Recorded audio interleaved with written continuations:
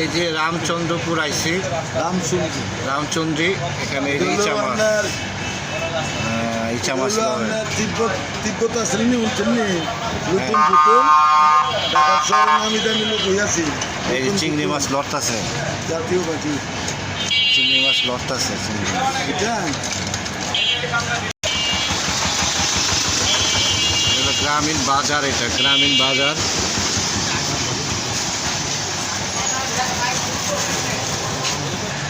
পাইকার তাজা মাছ নিয়ে আসছে বেচার জন্য।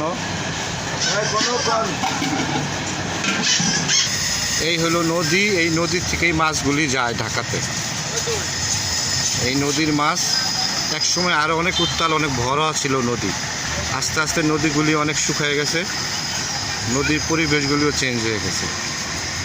তীরপাড়ের মানুষগুলি অনেক বিল্ডিং করে ফেলেছে,